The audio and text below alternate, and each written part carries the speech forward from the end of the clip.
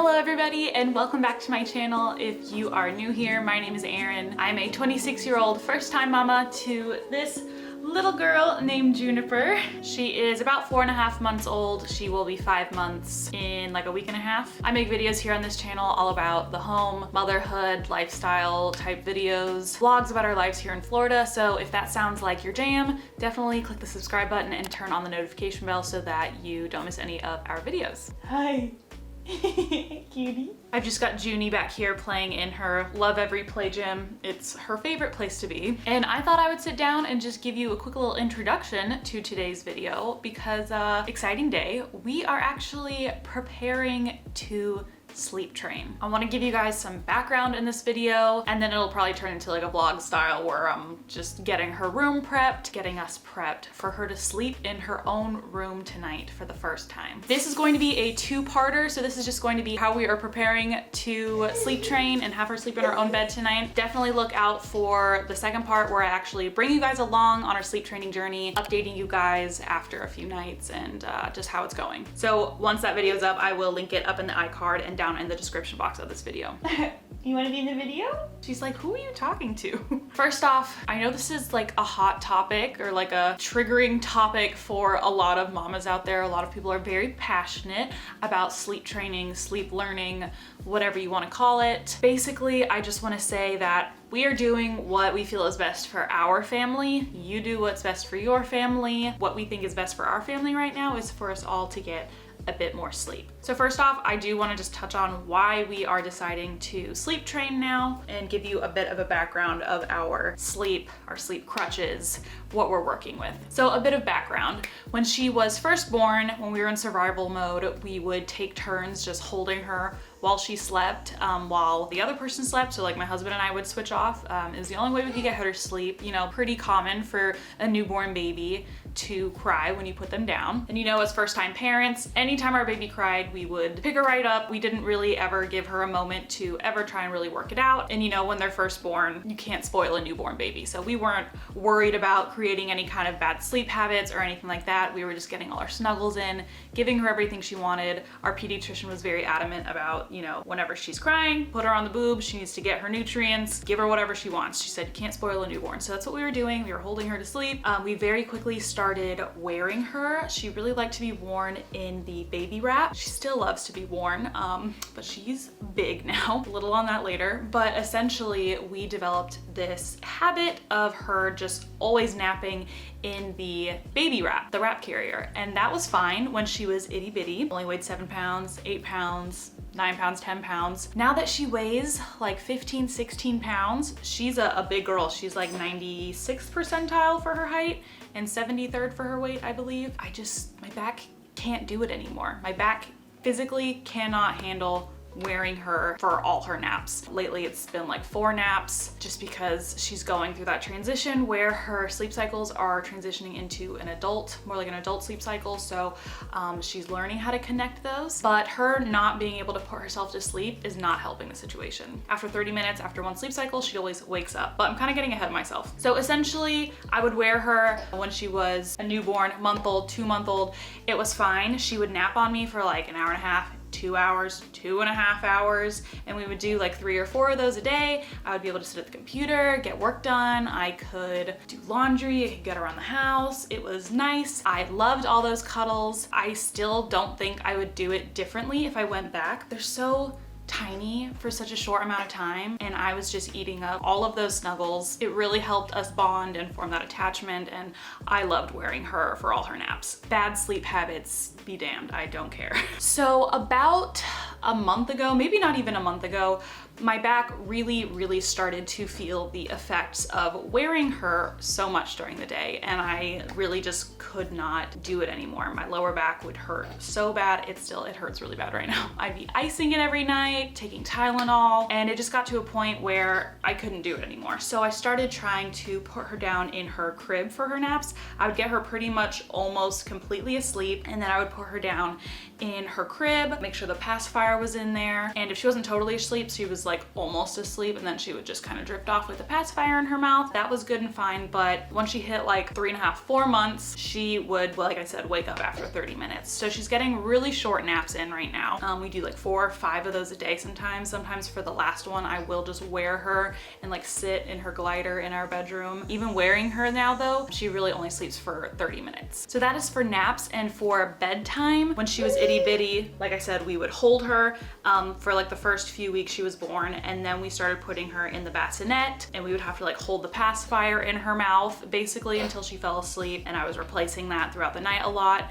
That got really daunting with the bassinet, so we moved to a sidecar crib setup. So essentially it is just a crib connected to our bed at the same level, so we have things underneath her Newton baby mattress so that it's on the same level as us, and the crib is missing a side, so it's essentially just creating her own sleep space. So it's not technically bed sharing, but we are on the same level, but she has her own safe space where there aren't any extra pillows or blankets or anything like that. And that was really great for us up until today. She has still been sleeping in that. It's really easy to roll over and just put a hand on her chest while she's asleep and gets fussy, or like pop the pacifier back in. At nights, after that newborn stage where we were holding her, I would pretty much get her pretty much almost completely asleep on me after we would breastfeed, and then I would hold her and burp her and she would get almost pretty much asleep, and then I would set her down. And then around 2 months, I would have to really like rock her to sleep, and then I could put her down. The past like month or so, I've had to wear her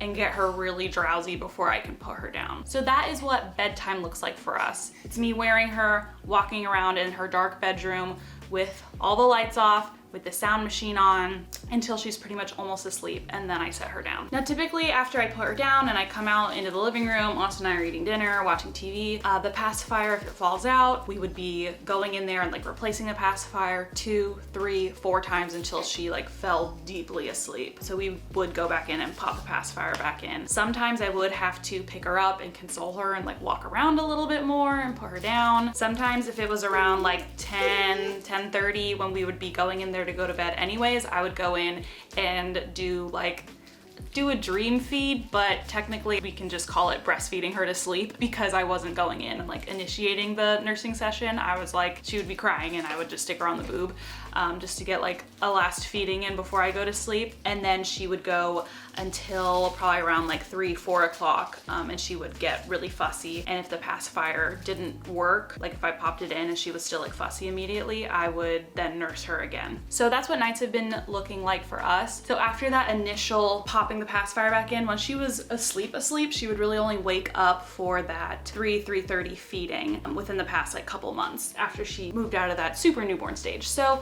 she isn't really an awful nighttime sleeper. She does wake up to nurse, like I said, in the middle of the night. It's one of those things where I was kind of like, oh, she's a little fussy, I'll nurse her a little bit. I don't even really know if she needed to nurse or whatever, because we do nurse every like 2 to 3 hours during the day. So she does get a lot of calories in during the day, but you know, she'd be fussy, and I like giving her that comfort and that little extra boost to help her get through the night. That is kind of what our sleep situation looks like right now. Nighttime, she isn't an awful sleeper. Not like nursing her every hour or anything like that. Now, I do want to say we have been doing some preparation. The past couple nights, we have, for the first time, started letting her just like work it out. We've never really given her the opportunity because we've always been so quick to like jump up and go run and pop the pacifier back in or pick her up if she started crying. And the past couple nights, she's still been sleeping in our bedroom, but after I put her down to go to sleep and I put the pacifier in her mouth, I've been leaving the room, and then we've been letting her, like I said, cry it out and kind of just see what happens. Kind of been just like an experiment on our part because we've never really given her the opportunity, and she's fallen asleep after like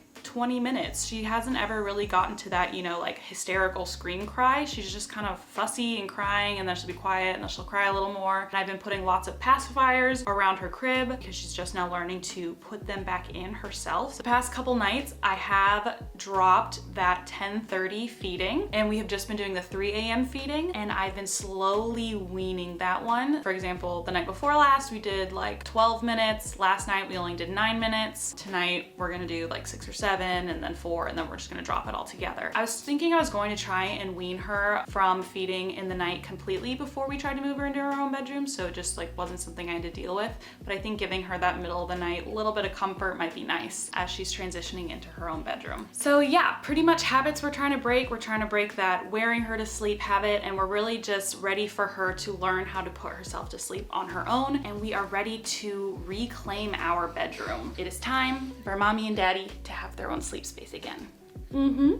And honestly, I think she's gonna do really well. I think it's gonna be harder on us than it is on her. Other things we have been doing to prepare, we are actually going to be using the Taking Care of Babies course to do the sleep training. So like I said, the past couple nights we have been sort of dabbling and letting her figure it out, but we are not considering our official start day until tonight. Tonight's going to be our first night of holding really firm and starting the 14-day program.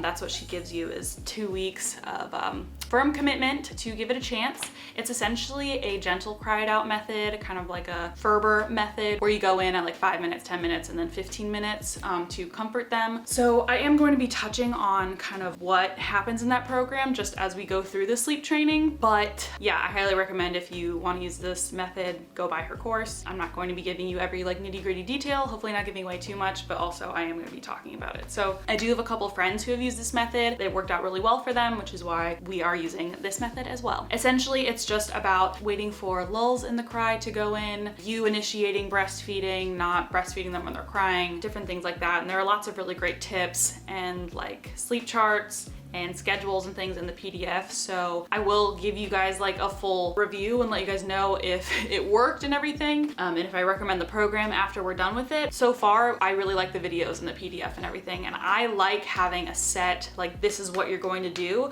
Otherwise, if I'm just doing research here and there and like trying to figure out my own thing, I feel like it gives me too much room to deviate from it and maybe like, oh, go in and pick her up here, and oh, it's okay to breastfeed her to sleep there. And no, I like having a set, this is what you're going to do, because then if I have to follow it to a T, I feel like it's just gonna work a lot better for us.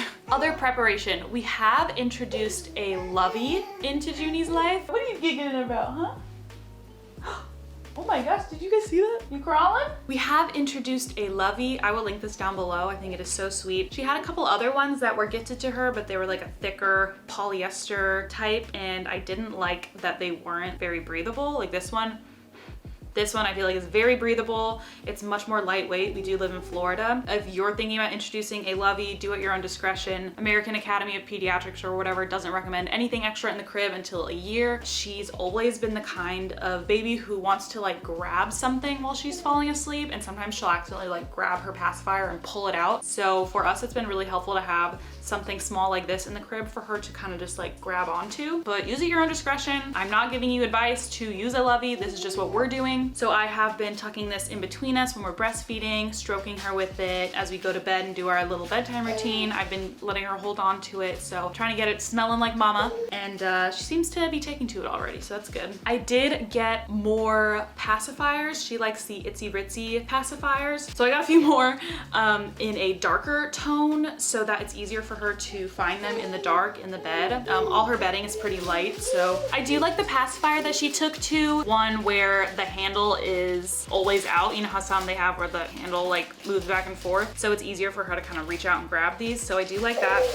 And she's been getting better already now that I put a ton in her crib. Like I said, we've already been weaning the night feeding slowly. Now what we need to do is prep her space. I have some blackout liners that we need to put behind her curtains. I'm gonna put some magnetic tape on those so that I can shut those all the way really nicely. Tonight when Austin gets home, we're gonna move the glider from our bedroom into here so that we can start doing her bedtime routine in the space she's sleeping in, because up until now we've been doing her bedtime routine in our bedroom where she's been sleeping, which our bedtime routine isn't really fancy. We just go in there, change her diaper, put her in her jammies, and then we sing a little song to her, and then I feed her and burp her, and then I've been putting her in the wrap and like walking around. So we're gonna be doing that in here, and we might change it up just a little bit. I think we're gonna add in reading a book. Hopefully that doesn't mess her up too bad. But I mean, she's sleeping in a whole different room, so it's gonna be it's gonna be different anyways. We need to move her sound machine and her baby monitor in here. I also ordered a temperature sensor that goes with our Nest thermostat because the rooms back here, the air like doesn't get to the rooms very well. Like the duct gets very small once it gets back to these rooms. So I wanna know what the temperature is in here, and I wanna make sure I can set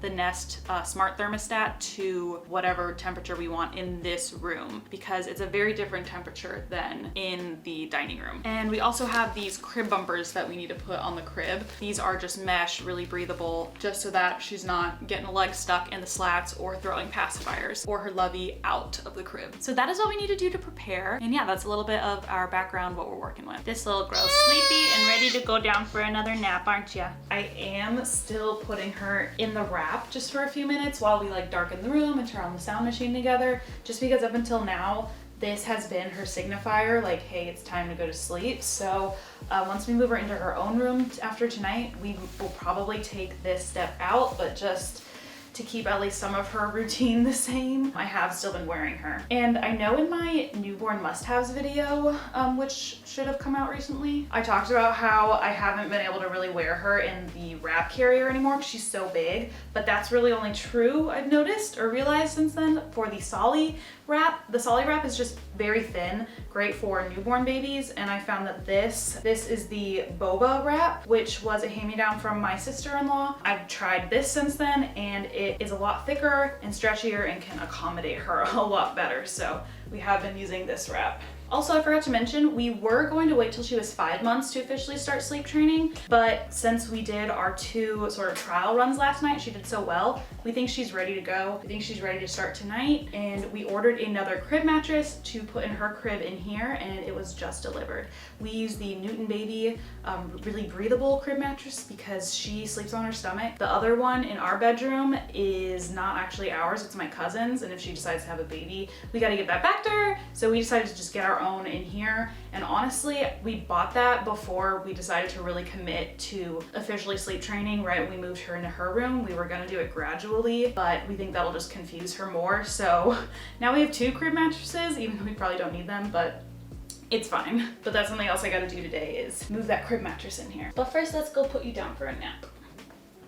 So I had her in the wrap, went into our bedroom, we darkened the room, we turned on the sound machine. I walked around for like literally a minute, made sure she was still awake on me, but just relaxed. And then I put her in her crib, awake, put the passies all around her, gave her lovey, she passed right out.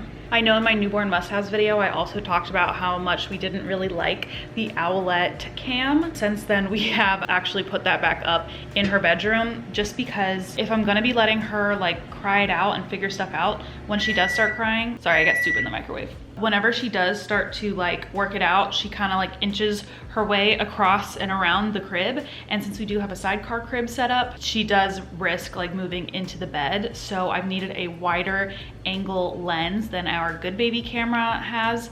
And the Owlet does have a nice fisheye kind of wide lens so we can see the whole crib. It does still have like a 5-second lag, which I hate, but I'd rather see where she is and be able to see if I need to like go in there and move her back to the center. I haven't had to yet, but I just want to make sure I can see the whole crib. But yeah, the Owlet, it's just too finicky. Sometimes it takes forever for the picture to load, so I still have the other one in there in case I need like a backup. Go to sleep, no, no, no. Okay, so I'm gonna eat my soup and then we're gonna start getting her bedroom together.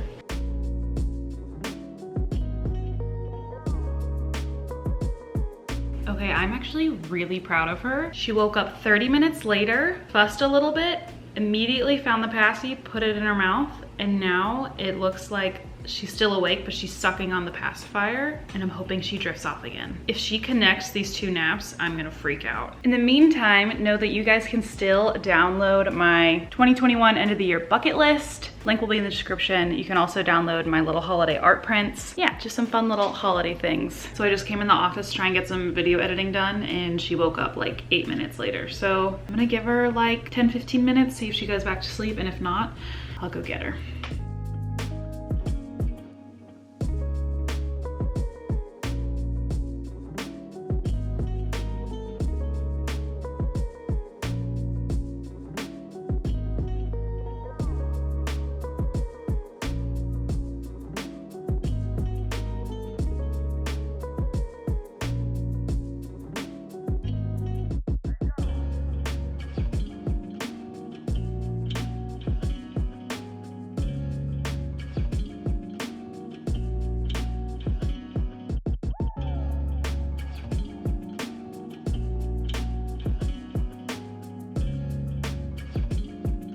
No stimulation for you. Okay, Juniper is down for her 4th and final nap of the day. I got her pretty drowsy in the wrap before I set her down just because the last nap can be kind of rough anyways, but she's sucking on her passy. I think she's gonna pass out. I just need her to nap for at least 30 minutes. It's 4:30 now, so like 4:30 to 5. That way we can get her to at least like 7 o'clock. Pretty much done with her room. Her Newton baby mattress was delivered, but like I said, we kind of ordered that before we decided we were going to definitely sleep train and move her into her room all at once. We were gonna try a more gradual approach, but I think it's just gonna confuse her more if we do it that way. So honestly, I'm not gonna take it out of the box. We're just gonna move her mattress into her bedroom from our bedroom. That way, if we want to return the Newton baby mattress, we can. And we're not gonna change the bedding, so hopefully that smells a little familiar to her in her new crib in her own bedroom. And she's very familiar with this room. Like, we play in this room all the time. She gets diaper changes in here, but we are going to be switching over her bedtime routine into this room for the first time. So we'll see how she takes it. But I do want to show you what we did to our room. Here are the blinds. So we already had these, and then I just added this blackout liner behind them, and they're pretty big. So basically these were for bigger panels, but it's fine. It kind of worked out because essentially I have magnetic tape up along the top of the, what is this called? Molding. I already put the ladder away, but there's a tape up here along the top, magnetic tape, and then I put this here, so this connects up there, and so it overlaps a good amount, and then this one just kind of comes over here like this and doesn't connect anywhere, but that large overlap makes it so that there's no light coming through the center. And then on the sides, I just used command hooks. So like the ones you would use to hang like a picture frame, and I just put one here, there's one here. So essentially this is just gonna always stay back here like this.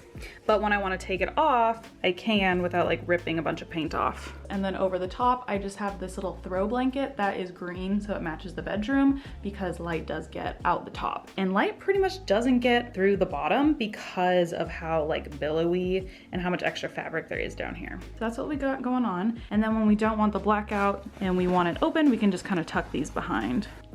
Ta-da! And then for her crib, I did add these crib bumpers. They're mesh, they're nice and breathable. Gotta put her sound machine and her baby monitor in here. I guess those will go here? I'm not sure yet. And I did take down her mobile. Is it mobile? Mobile? Mobile? The thing that was hanging here.